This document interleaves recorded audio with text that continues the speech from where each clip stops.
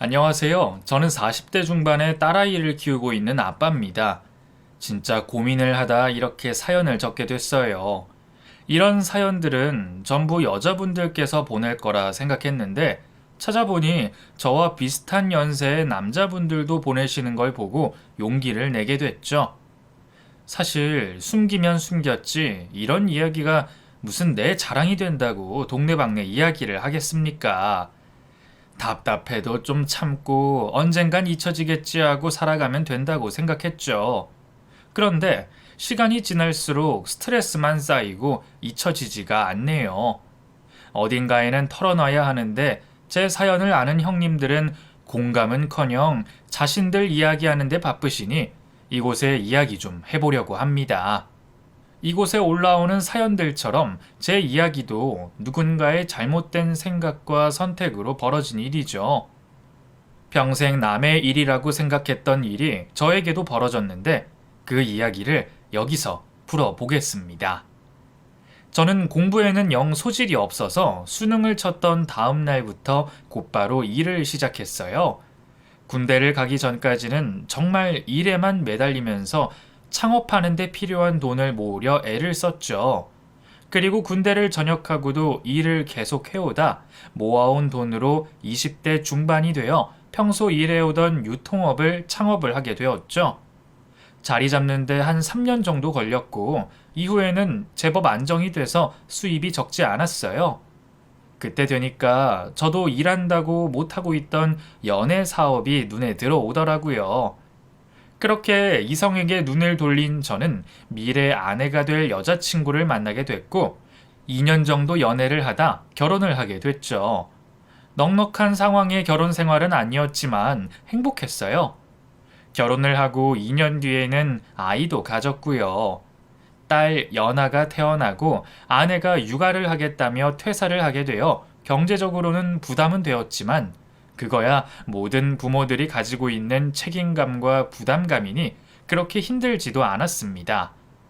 이 정도의 삶이면 제법 성공한 인생이라고 생각할 정도로 저 나름대로는 행복했어요. 그러다 연아가 7살이 조금 넘어 초등학교 입학을 앞두고 있을 때 아내가 생각지도 않고 있던 이야기를 꺼내왔습니다. 딸아이를 아내의 친척이 있는 미국으로 유학을 보내자고 하더라고요. 아내가 본래 교육열이 높은 건 알고 있었어요. 거기다 첫째 아이다 보니 더 극성인 것도 알고 있었죠. 그래서 아이 지능 발달에 좋은 학원, 선행 학습 모두 이해를 하고 있었어요. 근데 유학이라니 너무 뜬금없기도 하고 우리 형편에 무리라는 생각도 들었죠. 아이 교육도 중요하지만 저는 아이가 가족 구성원들 사이에서 사랑받고 가족 간의 화합을 알아가는 게 더 중요하다고 보는 편이라 당연히 아이 엄마의 생각에 반대를 했죠. 하지만 지금의 선택으로 아이의 인생이 확 바뀔 거라는 말과 미국에 있는 친척으로 다른 유학 비용보다는 부담이 적을 거라는 말에 넘어가고 말았죠. 사실 부모가 바라는 건 보장된 아이의 미래 아니겠습니까? 거기다 웬일인지 그 어린 아이도 유학을 가고 싶다고 말을 하니 다른 선택지가 없었죠. 그렇게 딸을 친척집에 맡기고 유학을 보내게 됐어요. 아이 유학 비용이라는 고정 지출이 늘어나면서 가게 운영만으로는 힘들다고 생각했습니다. 그래서 아침 일찍 그리고 비는 시간을 이용하여 알바를 뛰었죠. 이런 힘든 삶을 앞으로 10년은 더 해야 한다고 생각하니 앞길이 깜깜했지만 그래도 딸 연아가 부모보다 나은 삶을 살게 될 걸 생각하며 열심히 일을 했죠. 차츰 늘어난 일에도 적응을 하고 있었는데 아내가 또 다른 일에 불을 지폈습니다. 이번에는 남들 다 하는 부동산 투자를 해야 한다며 저를 들들 볶기 시작하더라고요. 아이의 유학 비용으로 인해 더 이상의 지출은 안 되겠다는 저에게 아내는 그러니 더 필수적으로 부동산에 투자를 해야 한다고 말을 했죠. 성희야, 지금 가게 수익으로는 힘들어서 나 알바하는 거 몰라? 우리가 살 집이 없는 것도 아니고 무슨 투자야. 그러니까 더 부동산에 투자를 해야지. 1년이면 1억이 오르고 앞으로 얼마나 더 오를 줄 모르는데. 내가 확실한 정보가 있어. 지금 당장은 조금 무리하는 거지만 몇 배의 시세 차익이 생길지도 모르는데 얼마나 좋은 기회야. 그 차익 남기기만 해도 앞으로 들어갈 연하 유학 비용은 전부 해결될걸? 지금처럼 아파트 가격이 엄청나게 오를 때가 아니다 보니 우리나라 불패의 재테크인 부동산이 돈이 된다는 걸 알면서도 망설여지더군요. 하지만 확실한 정보와 함께 2년 안에 시세 차익 1억은 보장한다는 아내의 말을 믿고 과감하게 매매를 결정했죠. 물론 은행 대출을 끼게 되어 고정 지출은 더 늘어나게 됐지만요. 정말 등골이 휜다는 게 그런 거였습니다. 숨만 쉬고 아무것도 안 해도 한 달에 해결해야 할 돈이 엄청났어요. 거기다 점점 유통업이 쉬워지고 간편화되면서 경쟁 업체들이 우후죽순으로 늘어나 저희 가게 매출도 떨어지기 시작했죠. 결국 가게를 열고 있어도 마이너스가 되다 보니 가게를 폐업할 생각도 하고 있었습니다. 그때 매달 드는 비용으로 힘들어하는 저를 보신 사촌 형님께서 자신의 밑에서 일을 배우면 어떻겠냐고 말씀하시더군요. 건물 외벽 도장을 하시던 형님께서는 수입만큼은 충분히 보장해 주신다면서 일을 권하셨죠. 전부터 형님 하시는 일에 대해 익히 들어 수입이 짭짤하다는 건 알고 있었습니다. 하지만 고층 건물에 와이어 끈에만 매달려 하는 작업이다 보니 그만큼 고위험군의 일이었어요. 자칫 잘못하다가는 목숨도 잃을 수도 있었죠. 사촌 형님이 그 일에 몸을 담고 있으니 같은 일을 하시던 분들께서 사고 난 뉴스를 유심히 지켜봤거든요.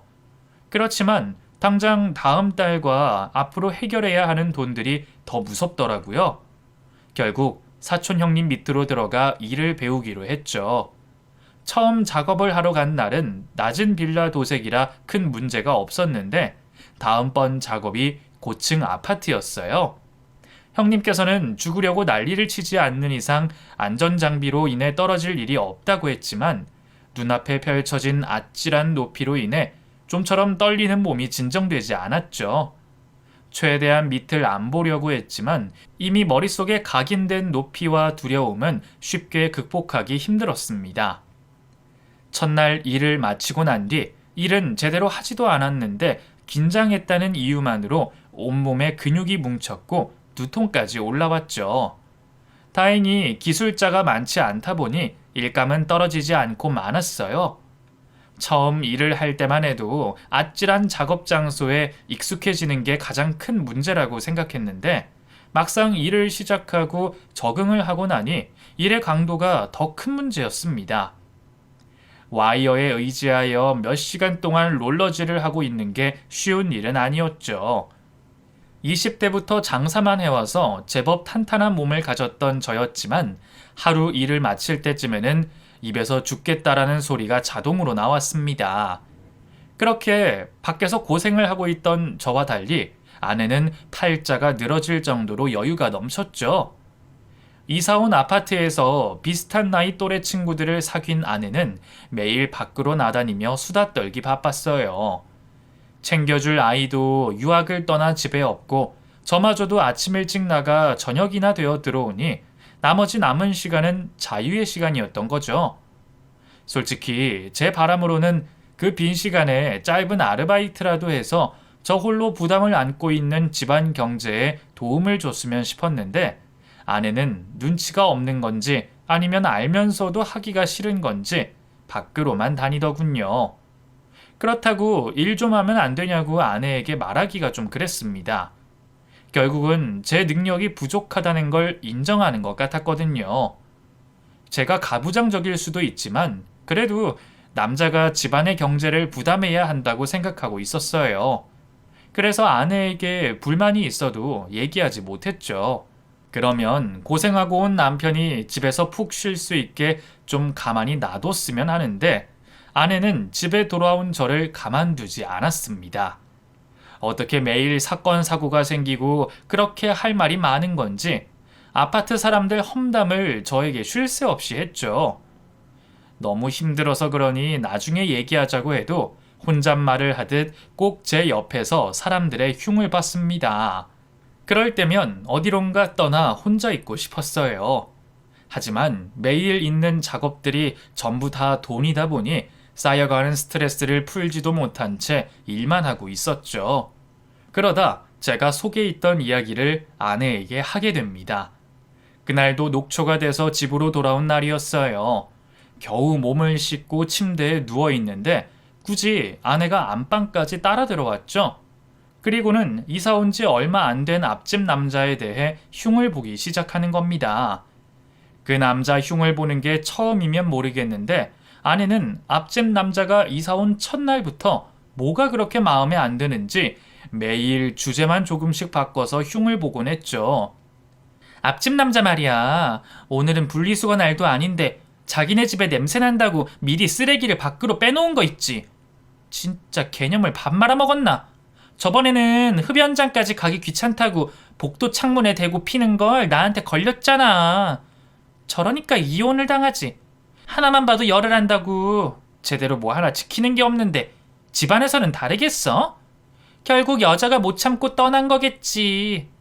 내가 웬만하면 말 섞지 않으려고 했는데 꼭 말을 하게 만들어요. 아, 눈치도. 나 쉬고 있는 거 안 보여? 응? 보여.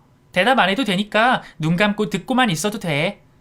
당신이 옆에서 계속 다른 사람 흉을 보고 있는데 내가 어떻게 쉬어? 당신 생각해봐. 내가 일 시작하고 퇴근할 때마다 나 붙잡고 사람들 흉 보고 있지? 그걸 왜 나한테 말을 해? 아니, 주변에 말할 사람 없으면 이해하고 듣고 있겠는데 당신 하루 종일 이 동네 아줌마들이랑 몰려다니면서 흉 보고 다니잖아. 그러니 굳이 나한테 얘기할 필요 없잖아. 내가 해결해야 할 일이 있으면 모르겠는데 왜 궁금하지도 않고 쓸모도 없는 이야기를 동네 사람들이랑 다 떠들고 와서 또 말하는데. 거기다 앞집 남자가 이혼한 게 뭐가 중요해? 그냥 복도에서 담배 못 피게 주의 좀 줘. 쓰레기를 집 밖에 두라고 하지 마. 이렇게 말하면 되는 걸 왜 시시콜콜한 이야기까지 하는데. 당신 그렇게 할 게 없어? 남편은 집 대출금에 연하 유학 비용 거기다 생활비까지 그거 벌려고 매일 파김치가 돼서 들어오는데 당신은 하루 종일 입만 놀리고 있냐고. 나는 연하가 자랄수록 더 들어갈 돈 때문에 지금도 아르바이트 하나 더 해야 하나 고민을 하고 있는데 당신은 앞집 남자 이혼거리가 그렇게 중요해? 제발 한 집에 한 입을 덮고 사는 사람이면 책임감 좀 같이 느끼자. 돈을 못 벌어도 밖에서 고생하고 온 남편 쉴 시간이라도 생각해 주라고. 순간 쌓여있던 스트레스가 폭발하며 아내에게 화를 낸 저는 한참 동안 밖을 걸어다니고 줄담배를 피다 새벽이 돼서야 집으로 들어와 홀로 잠을 청했습니다. 그리곤 평소와 마찬가지로 일을 다니고 있었죠. 본의 아니게 낸 화지만 그래도 긍정적인 변화는 있었습니다. 일을 마치고 온 저에게 아내는 최대한의 휴식을 취할 수 있게 해줬고 자신도 저를 도와줄 수 있게 일자리를 구해보겠다고 말했죠.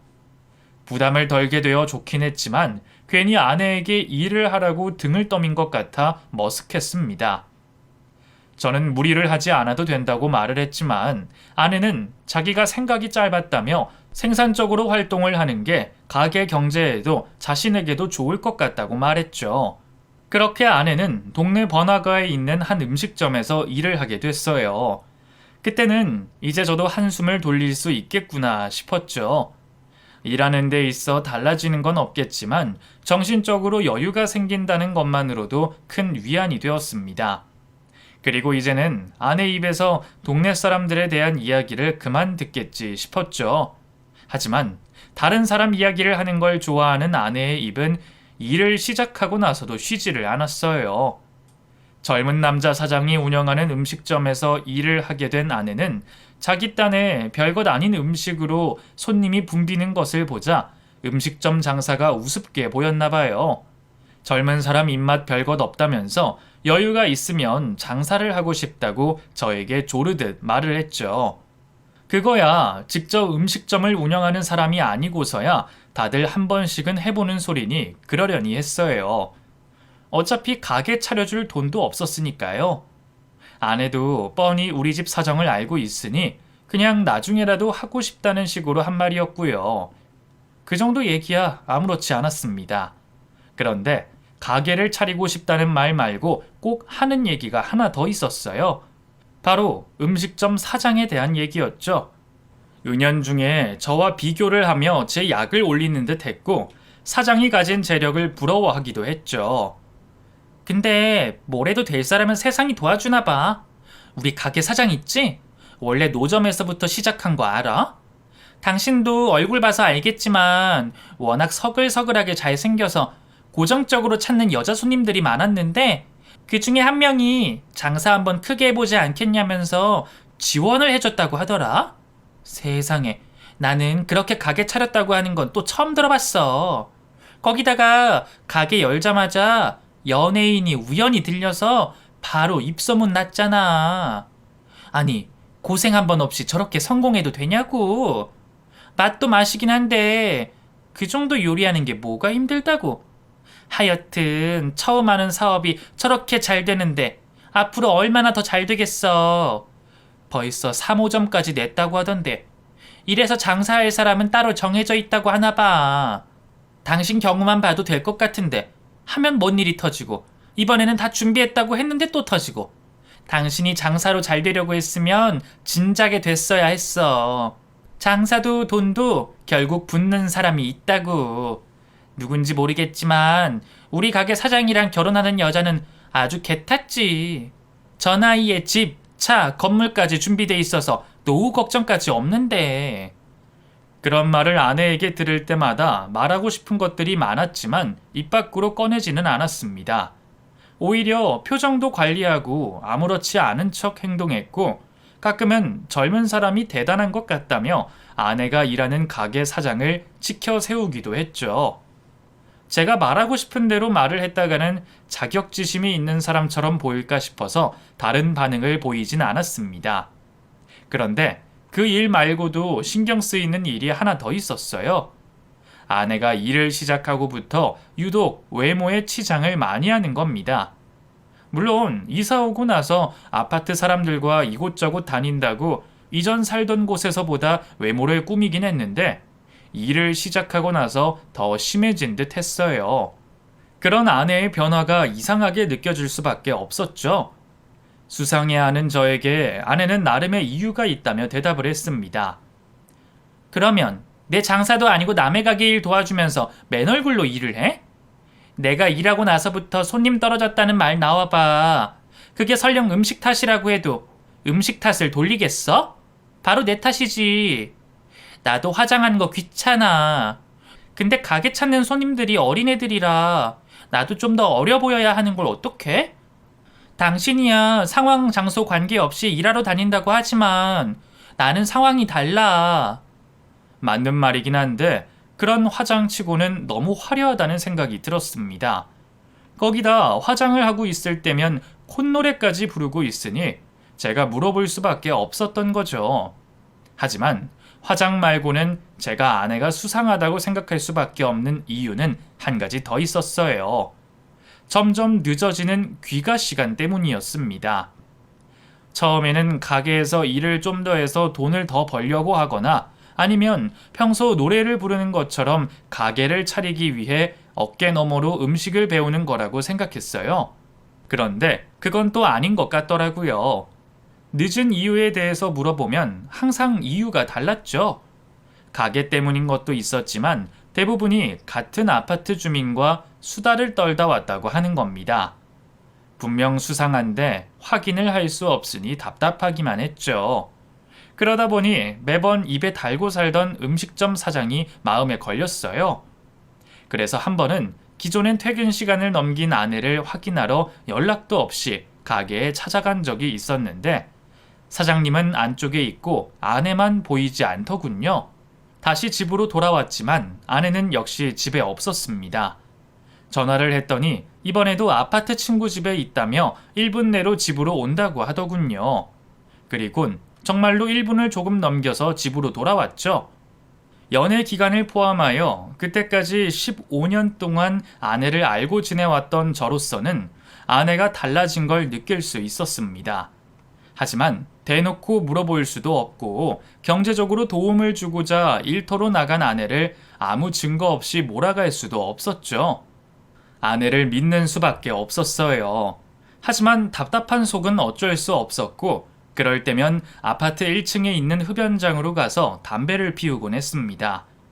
그때마다 앞집에 살고 있던 남자를 만나 서로 주거니 받거니 이야기를 나눴어요.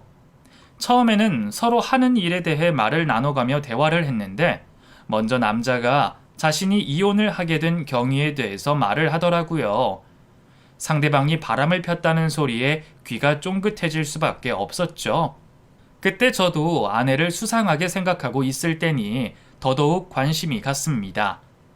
물어보고 싶은 건 많았지만 집안일을 앞집 남자에게 말할 수는 없어 이리저리 이야기를 둘러대며 왜 의심하게 되었는지, 증거는 어떻게 잡는지 등등을 물어보고는 했죠.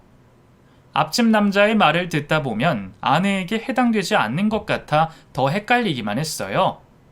그렇게 답답함만 커져가고 있는 가운데 저는 평소처럼 생활할 수밖에 없었습니다. 더군다나 딴 생각을 하고 일을 하다 보면 정말 위험해질 수도 있어 최대한 아내에 대한 일을 잊으려고 했죠. 제 노파심이라고 생각하고 말이에요.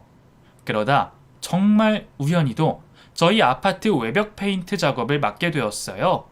괜히 아내에게 이야기하면 제가 일하는 걸 지켜보겠다, 못 보겠다, 너무 위험한 거 아니냐 등등 여러 호들갑을 떨까 싶어서 알리지 않기로 했죠. 작업 전 보수부터 며칠은 걸리는 일이니 최대한 아내와 마주치지 않게 저는 다른 동을 맡아서 하기로 했어요. 그렇게 이전의 작업들과 다름없이 작업을 이어가고 있었습니다. 그러다 하필 페인트 칠을 하는 날에 같이 일을 하던 동료 한 분이 일이 생겨서 제가 저희 동을 칠하게 됐죠. 마지막 날이기도 했고 외벽에 매달려 작업하고 있으면 밑에서는 저인 줄 알 수가 없으니 부담 없이 작업을 이어가고 있었죠. 그렇게 칠을 하며 한 층씩 내려가게 되었고 저희 집 베란다에 도착을 하게 되었죠. 다른 집들보다 좀 더 구석구석 위에서 작업을 하며 떨어졌을 수도 있는 페인트 흔적을 지우려 유리창을 닦고 있는데 거실 안쪽에서 비치는 실루엣이 이상하더라고요. 혹시 우리 집이 아닌가 싶어서 내려온 위를 보고 남은 층을 보며 재차 층을 확인했습니다. 다시 확인까지 했는데 역시나 우리 집이 맞더라고요. 그런데 안쪽에서 비치고 있는 사람의 실루엣은 2명인 겁니다. 그것도 남자와 여자의 실루엣이었어요. 결국 아내의 수상한 모습으로 인해 생겼던 제 답답함의 답이 이거였습니다.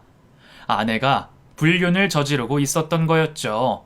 나는 자기 원하는 대로 해주겠다고 생각에도 없는 욕심을 부려 딸과 생이별을 하고 대출과 유학비용 해결하러 이 높은 곳에 매달려 매일같이 일을 하는데 자기는 젊은 사장놈과 일터에서 눈이 맞아 불륜을 저지르고 있었고 밖에서 하는 것도 모자라 내 집에서까지 남자를 불러들이다니 진짜 뛰어내리고 싶을 만큼 화가 솟구쳐 올랐습니다. 두 사람은 밖에서 제가 보고 있는 걸 모르는지 찐한 스킨십을 하며 안방으로 가고 있었죠. 저는 얼른 휴대폰을 꺼내곤 그 장면들을 계속해서 포착해 나갔습니다. 그러다 마지막까지 간 모습의 두 사람을 보게 되곤 도저히 참을 수가 없었죠. 최대한 이성을 찾으려고 했는데 안 되겠더라고요. 당장 저 두 년놈을 때려잡고 싶었습니다.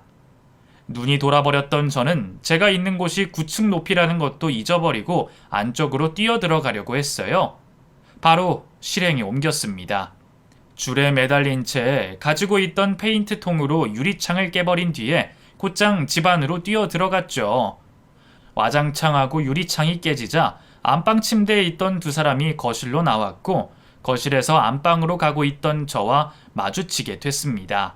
급히 나오는 바람에 속옷도 제대로 못 챙겨 입은 채로 있는 두 사람은 저를 보자마자 뒤로 쓰러질 것처럼 놀라고 있었습니다. 그런데 아내 옆에 있던 남자가 제가 생각하던 남자가 아니더군요. 전 당연히 아내가 일하는 음식점 사장일 거라고 생각했어요. 맨날 그 사람 노래를 불렀으니까요. 근데 아니었습니다. 익숙하긴 한데 처음 보는 듯한 얼굴이었죠.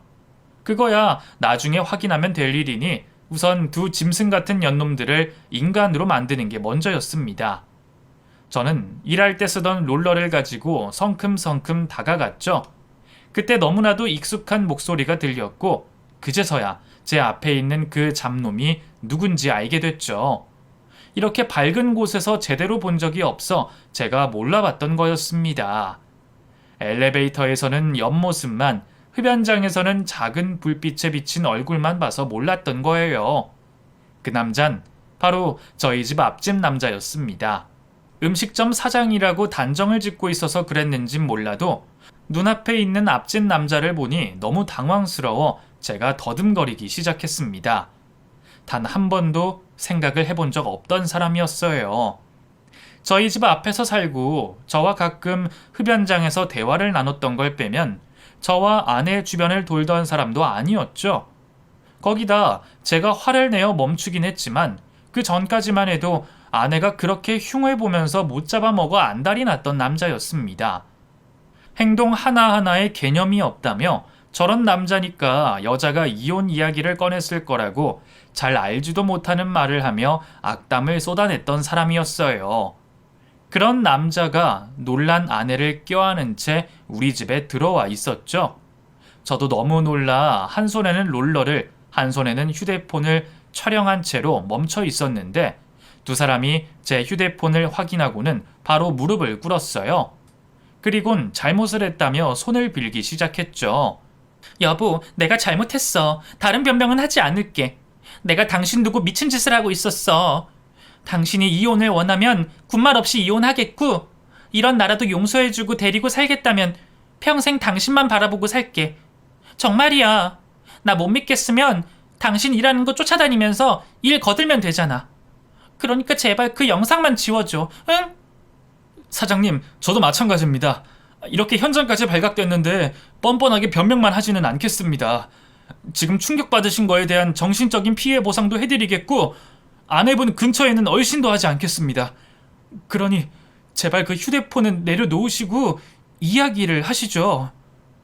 말은 제가 원하는 대로 해주겠다고 하는데 그러면서 유일한 불륜의 증거일 수도 있는 휴대폰 동영상은 지워달라고 하더군요. 두 사람이 행동하는 걸 보니 이 영상마저 없으면 제가 찾을 수 있는 증거는 없을 수도 있겠다라는 느낌이 들었습니다. 절대 그럴 수 없었죠. 그리고 두 사람의 부탁이 아니라도 이혼과 피해 보상 등등은 다 받아낼 생각이었어요. 우선 두 사람이 어떻게, 왜 만나게 됐는지 알고 싶었습니다. 저를 얼마나 기만하고 있었고 속여온 나날들이 얼마나 지났는지 알고 싶었어요. 저는 촬영하던 휴대폰을 정지하고 입고 있던 옷 주머니에 넣는 척을 했죠. 하지만 동영상은 계속 촬영되고 있었습니다. 입고 있던 작업용 조끼 메쉬 주머니에 넣고 촬영 중에 있었거든요. 우선 촬영은 그만둘게. 동영상 지우는 건 당신들이 하는 거 봐서 결정하고. 이렇게 겁먹는 거 보니까 주변 사람들 신경 엄청 쓰는 것 같은데 혹시 나 속일 생각이면 절대 하지 마. 지금부터 두 사람이 하는 말 중에 하나라도 이상하거나 어긋나는 거 있으면 내가 촬영한 동영상 주변에 전부 다 뿌려버릴 테니까. 아저씨도 내가 주변 사람들 연락처 없다고 안심하지 말아요. 내가 어떻게 해서든 알아내서 모든 지인들이 알 수 있게 만들 테니. 저번에 이 사람한테 얘기 들어보니까 자식도 있더만. 내가 어린애라고 못 보여주겠지라는 생각은 하지도 말아요. 주변 사람들에게 전부 뿌린다는 제 말에 겁을 먹은 건지 두 사람은 어두운 표정을 하곤 서로에게 이야기할 것을 떠밀었습니다. 지금 내가 장난하는 걸로 보여? 내가 한 명씩 지목할 테니까 그 사람이 이전 사람 말을 이어받아서 얘기해. 만약 틀린 말이 있으면 상대가 수정한 다음에 이어가고. 먼저 당신 입으로 이야기해봐. 솔직히 두 사람의 불륜 스토리를 듣고 싶겠습니까? 마음 같아서는 두 사람 입을 비틀어버리고 몽둥이 찜질을 해주고 싶은데 매달 들어가는 돈이 더 걱정되더군요. 어차피 저 따위 여자와는 더 이상 결혼 생활을 하고 싶지 않았기에 최대한 제가 이혼에 유리할 수 있는 위치에 서려고 했습니다. 그래서 정말 이를 악물고 두 사람 입에서 나오는 불륜의 과정을 듣게 되었죠. 마음을 단단히 먹고 있었는데 두 사람 입에서 나오는 이야기는 그런 제 준비된 마음마저 무너지게 만들 만큼 충격적인 내용이었습니다. 우선 만나기 시작한 시점부터 제 예상과 달랐어요. 당연히 저희보다 늦게 이사 온 앞집 남자가 이사를 온 후 아내와 눈이 맞았다고 생각했는데 이미 한참 전부터 저를 속인 채 만남을 가지고 있었던 겁니다. 이곳으로 이사 오기 2년 전부터 만났다고 했습니다. 남자가 막 이혼을 했을 때 자신이 운영하던 카페에 친구들과 함께 들른 아내를 보고 관심을 가지게 됐고 나가는 아내를 친구들 몰래 붙잡아 연락처를 물어봤다고 합니다. 그런 물음에 아내는 또 순순히 연락처를 알려줬다고 하고요. 자기 말로는 그 상황이 재밌어서 연락처만 알려주고 무시를 하려 했다고 하던데 뻔한 거짓말이겠죠. 어느 유부녀가 재미로 관심을 보이는 남자에게 연락처를 주겠어요. 제가 봤을 때는 그 전까지 불륜을 저지를 만한 일이 없었던 거지 상황만 충족했더라면 그 전에도 불륜을 저지를 사람이었어요. 어쨌거나 그날의 만남이 두 사람의 첫 만남이라고 했습니다. 이후 휴대폰 연락으로 급격히 친해진 두 사람은 저와 아이 몰래 데이트를 몇 차례 즐겼고 유부녀로서 건너면 안 되는 선까지 건너게 된 거죠. 하지만 딸아이와 저 때문에 서로를 원하는 만큼 만날 수가 없었고 이를 해결할 방법을 찾아봤다고 해요. 그러다 아내 머릿속에서 생각이 난 게 딸 연하를 외국으로 유학 보내는 거였어요. 표면적으로는 아이를 위한 일이라고 보이겠지만 그 밑에 깔린 저희는 불륜남과 자유롭게 만날 시간을 확보하기 위함이었죠. 아내의 욕심으로 치부해서 당연히 제가 거절할 것임을 예상했던 아내는 조금이라도 그 가능성을 높이기 위해 아이의 마음을 사기로 했고 그날부터 일부러 아이에게 해외 드라마나 미국 관련된 여러 영상을 몇 달씩 보여줬다고 합니다. 그래서 연하도 저에게 유학을 가고 싶다고 말을 한 거였어요. 그렇게 아이가 없어지자 제가 없는 시간 동안 자유롭게 불륜남과 시간을 보낼 수 있었죠. 그런데 그것마저도 두 사람에겐 충분하지 못했나 봐요. 카페를 하는 남자가 가게 일을 소홀히 할 수가 없다 보니 아내만 시간이 많이 남았던 거죠. 물론 이전에 비하면 제가 없는 낮 동안은 누구의 감시도 눈치도 볼 필요 없이 자유로웠겠지만 생각처럼 두 사람이 많은 시간을 같이 보낼 수는 없었죠. 아내가 남자가 하는 카페로 가서 하루 종일 붙어 있을 수도 있었지만 혹시 지인들이 볼까 싶어서 그렇게 하지도 못했고요. 그렇게 또 하나의 묘안을 낸 것이 이번엔 이사였습니다. 서로 사는 집이 코앞이라면 잠깐씩이라도 자기들 원하는 시간에 만날 수 있을 거고 굳이 휴대폰으로 연락을 할 필요도 없었으니 저에게 걸릴 일은 더더욱 없었죠. 거기다 부동산이야 우리나라에서 수십 년 동안 재테크의 상징이니까 명분도 그럴듯했죠. 저렴한 아파트를 가지고 시세 차익을 볼 거라고 말했지만 애초에 아내는 아파트 시세 차익 따위에 관심도 없었어요. 두 사람이 최대한 가깝게 지낼 수 있는 저렴한 아파트를 찾았던 거죠. 그러다 마침 서로 마주보는 집 두 군데가 나와 있는 저렴한 아파트를 발견하곤 저에게 계약을 하자고 재촉했던 겁니다. 마치 누군가에게 부동산 정보를 들은 것 마냥 또 다른 사람이 먼저 계약을 하기 전에 빨리 구매를 해야 한다고 심리적으로 압박을 하면서 말이죠. 그리고 전 바보같이 아내의 그 음흉하고 새까만 속도 모르고 따랐던 거고요. 그렇게 서로의 계획에 따라 아내가 먼저 이사를 오고 앞집으로 불륜남인 남자가 이사를 왔던 거였어요. 거기다 제가 돈이 쪼들려 매일 새벽같이 출근하여 저녁이나 돼서 들어오니 두 사람이 마음대로 해도 되는 세상이 된 거죠. 남자는 카페에 알바를 새로 두면서까지 자신의 집과 저희 집을 오가며 아내와 데이트를 즐겼습니다. 그러다 제가 아내에게 아쉬움을 토해내고 책임감을 가져달라고 하면서 안 그래도 제 세상인 것 마냥 행동하던 두 사람에게 날개를 달게 해준 거예요. 아내는 밖에서 고생하는 저를 위해 그 책임감을 나눠 가지겠다며 일을 한다고 했지만 결국 제 눈치 보지 않고 앞집 남자와 사용할 데이트 비용을 벌고 있던 것이었고 저에게 근무 시간을 속여 저녁에는 앞집에서 남자와 함께 오붓한 시간을 보내고 있었던 겁니다. 원수를 코앞에 두고도 제가 몰라보고 있었던 거죠. 제가 하는 일이 기상 조건이나 상황에 따라 변할 수 있었지만 아내와 남자에겐 상관이 없었어요. 불안하다 싶으면 남자의 집에서 데이트를 즐기면 됐고, 제가 일하는 시간이 바뀌게 되면 남자 또한 알바와 시간을 교대해 시간을 만들면 됐으니까요. 그게 낮이든 밤이든 평일이든 주말이든 말이죠.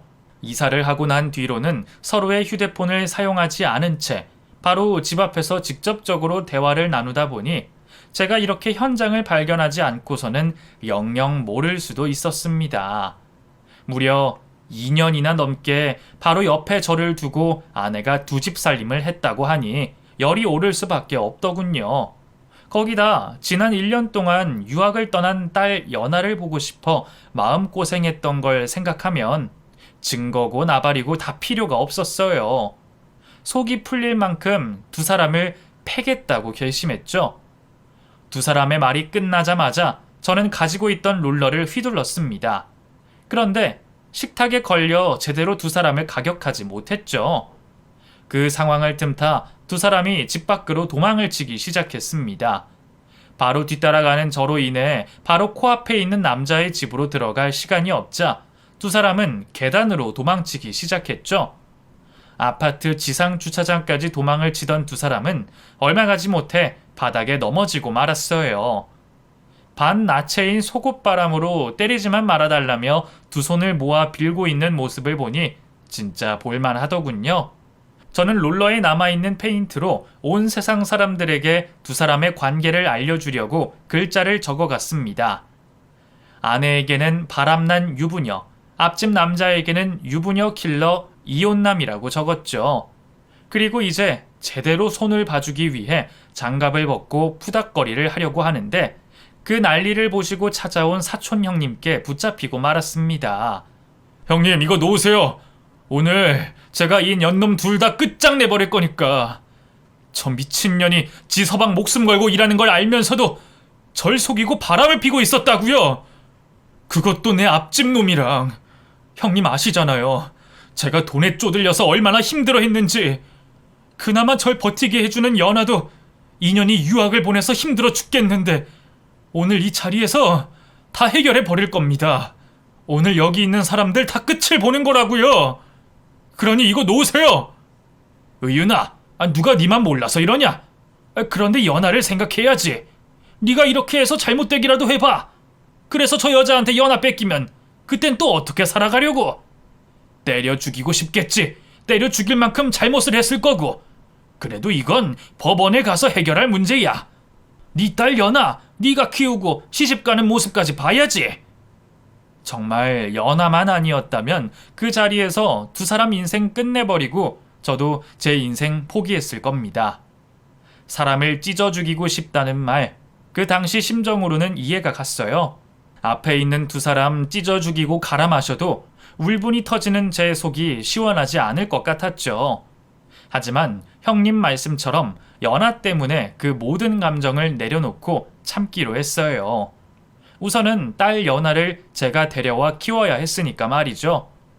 눈앞에 두 사람이 또 보이면 괜히 딴 생각만 날 것 같아 형님께서 이끄시는 대로 그 자리를 피했습니다. 이후 장인 장모님께 찾아가 단도직입적으로 다른 말하지 않고 아내와 불륜남이 찍힌 영상을 보여드렸죠. 두 분께서는 딸이 저지른 잘못에 자신들이 잘못을 한 것 마냥 제게 죽을 죄를 졌다며 비셨습니다. 아버님께서는 끊으셨던 담배를 다시 찾으시곤 저와 상의를 하는 내내 피셨고, 어머님께서는 제 얼굴조차 못 쳐다보셨죠. 다른 것 다 상관없이 연아만 있으면 된다는 제 요구에 장인 장모님께서는 죄인을 둔 부모로서 그것 가지고는 안 된다며 아내에게 제가 이룬 모든 것을 포기하고 빈손으로 헤어지게 하겠다고 말씀하셨죠.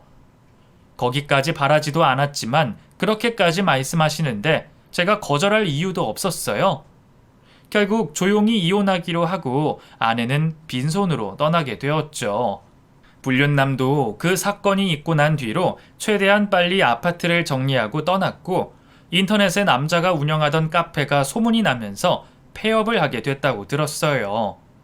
어차피 저야 이미 다 끝난 일이라고 생각했기에 상관은 없었지만 상대의 안 좋은 소식이 그리 나쁘지는 않더군요.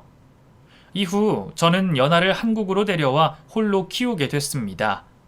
저 혼자 노력하면 아이 유학 생활을 이어가는 게 불가능하지 않았지만 부모의 이혼을 알고 혼란스러울 아이가 홀로 외국에서 생활하면 안 될 것 같다는 생각이 들었어요. 아내와 있었던 사실들도 아이에게 다 자라고 난 뒤에나 이야기를 하려고 했는데 숨길수록 일만 꼬이고 계속 거짓말이 꼬리를 이어가니 안 되겠다 싶었습니다. 가릴 것은 가리되 최대한 솔직하게 아이에게 털어놨죠. 다행히 아이는 제 심정을 이해해 줬고 그런 선택을 할 수밖에 없었던 저에게 위로를 해주었습니다. 그렇게 지금까지 아이와 함께 행복하게 잘 살고 있어요. 몇 년이 지났지만 지금도 일을 마치고 돌아올 때면 녹초가 돼서 돌아옵니다. 그렇지만 지금은 이제 제법 꼬마 공주티를 벗은 아이가 웃는 얼굴로 맞이해주고 자기가 요리를 해봤다며 저녁상도 차려주네요. 항상 아이에게는 미안하고 고맙기만 합니다. 그래서 최대한 하고 싶은 모든 걸 지원해 주려고 하고 있어요. 딸이 잘 따라와주고 착하니 아마 저만 잘하면 되겠죠. 그리고 최근에 술자리를 하다 듣게 된 아내 이야기가 있었습니다. 저와 이혼을 하고 얼마 동안은 불륜남과 계속 만남을 이어갔나 봐요. 그래서 자기 부모님과도 의절을 했었다고 들었고요. 그러다 결국에 불륜남에게 차였다고 합니다. 남자는 아내를 책임질 만큼 사랑하지 않았나 봐요. 아마 한낱 불장난밖에 안 됐겠죠. 그렇게 혼자가 된 후로 종종 주위 사람들에게 제 근황을 묻고 있다고 하더군요. 제가 바보도 아니고 그런 여자 만나주기나 하겠습니까? 혹시 우리 딸에게 얼씬거릴까 싶어 그것만 좀 걱정이네요. 이렇게 제 이야기는 마무리가 될 것 같습니다. 앞으로 더 전할 이야기가 있으면 댓글을 달아서라도 전해드리도록 할게요.